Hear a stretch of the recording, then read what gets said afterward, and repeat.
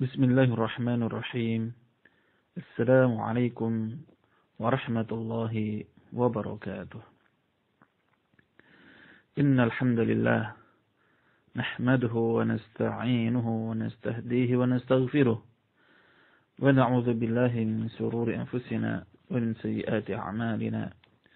من يهده الله فلا مضل له ومن يضلل فلن تجد له وليا مرشدا. أشهد أن لا إله إلا الله وحده لا شريك له وأشهد أن محمدا عبده ورسوله الذي لا نبي بعده. أما بعد،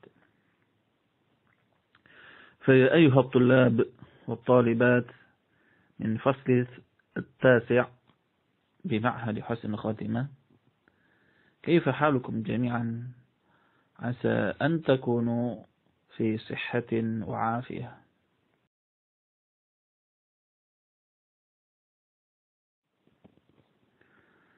وإن شاء الله في هذا اليوم سنواصل دراستنا عن كتاب الحدود، والموضوع الذي سندرسه اليوم هو أحكام القذف. أحكام القذف، hukum-hukum yang berkenaan dengan penuduhan zina. Para santri semuanya, Allah Subhanahu wa taala berfirman di dalam surat An-Nur ayat keempat dan kelima yang berbunyi, A'udzu billahi minasyaitonir rajim. Bismillahirrahmanirrahim. والذين يرمون المحصنات ثم لم يأتوا بأربعة شهداء فاجلدوهم 80 جلدة ولا تقبلوا لهم شهادة أبدا وأولئك هم الفاسقون إلا الذين تابوا من بعد ذلك وأصلحوا فإن الله غفور رحيم. Dan orang-orang yang menuduh perempuan-perempuan yang baik dari berbuat zina, kemudian mereka tidak mendatangkan 4 orang saksi, maka cambuklah mereka sebanyak 80 kali. Dan janganlah kalian menerima persaksian mereka selama-lamanya. Dan mereka itulah orang-orang yang fasik. Kecuali mereka yang bertobat setelah itu dan memperbaiki dirinya, maka sesungguhnya Allah Maha Pengampun lagi Maha Penyayang. Di ayat ini Allah Subhanahu wa taala menyebutkan bahwasannya orang yang menuduh perempuan baik-baik berbuat zina, kemudian mereka itu tidak mendatangkan 4 orang saksi, maka mereka akan terkena hukuman cambuk. Di sini disebutkan akan dicambuk sebanyak 80 kali. Ini adalah haddul qadfi, hukuman bagi orang yang menuduh zina. Kemudian ada juga yang berbentuk non-fisik. Di sini disebutkan kita tidak boleh menerima persaksian mereka, dan itu berlaku selama-lamanya. Dan mereka itu disebutkan sebagai orang fasik, kecuali bagi orang yang bertobat. Jadi, jika seseorang melihat ada satu pasangan berbuat zina, kemudian dia tidak ada saksi yang lain, maka jangan sampai dilaporkan atau diadukan kepada hakim atau kepada pemerintah. Karena justru dialah yang akan terkena hukuman. Sekali lagi, meskipun dia benar-benar melihat kejadiannya. Apalagi kalau misalkan menuduh tanpa bukti, menuduh yang mengada-ngada, hanya menfitnah orang saja. Ini termasuk dosa yang besar. Makanya di dalam hadis disebutkan, ijtanibus sab'al mubiqat. Jauhilah oleh kalian 7 dosa yang membahayakan. Atau 7 hal yang membahayakan atau membinasakan. Di antaranya disebutkan adalah qadhful muhsanatil ghafilat. Menuduh perempuan-perempuan yang baik dari berbuat zina. Sebagaimana yang dialami oleh ibunda kita Ummul Mukminin Aisyah radhiyallahu anha. Beliau dituduh berbuat perbuatan keji dengan seorang sahabat oleh orang-orang munafik. Dan ini dikenal dengan haditsul ifki yang diabadikan oleh Allah Subhanahu wa taala di dalam surat An-Nur dari ayat 11 sampai 20. Para santri semuanya, di dalam kitab disebutkan, wa idza qadhafa ghayrahu bizina fa'alaihi haddul qadhfi bi thamaniyati syara'id. Apabila seseorang menuduh orang lain berbuat zina, maka dia akan terkena hukuman penuduhan zina dengan 8 syarat. Salasatun minha fil qadhif. 3 di antaranya ada pada si penuduh. Wa huwa an yakuna balighan. Yaitu yang pertama adalah si penuduhnya harus orang yang baligh. Kemudian yang kedua, aqilan. Penuduhnya adalah orang yang berakal.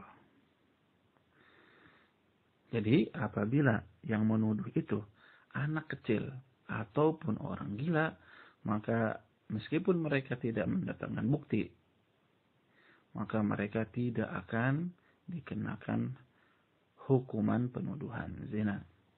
Karena dalam hadis pun disebutkan rufi'al qalam an salasah. Pena diangkat, tidak dicatat atau tidak digunakan untuk mencatat dari 3 orang. Di antaranya adalah anak kecil sampai dia dewasa, kemudian orang gila sampai dia sadar kembali. Kemudian syarat yang ketiga adalah wa an la yakuna walidan lil maqdzuf. Penuduh bukanlah orang tua yang dituduh.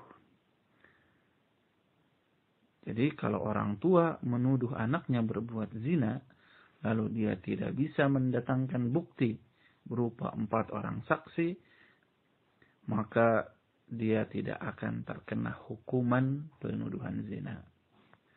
Wa khamsatun fil maqdzuf. Kemudian 5 syarat ada pada si tertuduh. Wa huwa an yakuna musliman balighan aqilan hurran afifan. Yaitu yang dituduh harus orang muslim atau orang Islam, kemudian sudah baligh, kemudian orang yang berakal, kemudian yang keempatnya adalah merdeka, dan yang kelima adalah orang yang menjaga diri atau menjauhkan diri dari hal-hal yang tercela. Jadi ketika ada orang menuduh non-muslim berbuat zina dan tidak ada bukti, maka dia tidak akan terkena hukuman penuduhan. Begitu pula jika seseorang menuduh anak kecil ataupun orang gila atau hamba sahaya ataupun orang yang fajir, orang yang tidak bisa menjaga kehormatannya, ketika tidak ada bukti, maka si penuduh itu tidak akan dihukum cambuk. Wa yuhaddul hurru 80 wal 'abdu 40. Orang merdeka yang menuduh zina akan dihukum cambuk sebanyak 80 kali. Sedangkan hamba sahaya yang menuduh berbuat zina akan dicambuk sebanyak 40 kali. Karena hukuman bagi hamba sahaya adalah setengah dari orang merdeka. Dalam Al-Quran disebutkan, fajliduhum 80 jaldah. Maka cambuklah mereka sebanyak 80 kali. Ini maksudnya adalah hukuman bagi orang merdeka yang menuduh orang lain berbuat zina tanpa ada bukti. Wa yasqutu haddul qadhfi bi 3 asya'. Hukuman penuduhan zina gugur dengan 3 hal. Yang pertama, iqamatil bayyinah. Adanya bukti. Bukti di sini adalah 4 orang saksi. Dan keempat orang saksi ini harus melihat dengan mata kepala mereka bahwasanya mereka itu melihat kejadiannya. Nah, kalau ada 4 orang saksi, maka si penuduh akan terbebas dari hukuman penuduhan zina. Au afil maqdzuf, atau pemaafan dari si tertuduh. Meskipun orang yang nuduh itu tidak ada bukti, ketika dimaafkan oleh tertuduh, maka dia akan terbebas dari hukuman. Awil li'ani fi haqqi zaujah, atau melakukan li'an. Nah, li'an ini khusus dalam kasus suami istri, karena yang berhak atau yang bisa melakukan li'an adalah suami istri.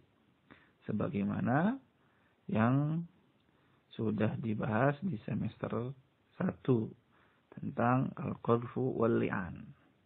Bisa dilihat kembali tentang al-qadhfu wal li'an tadi.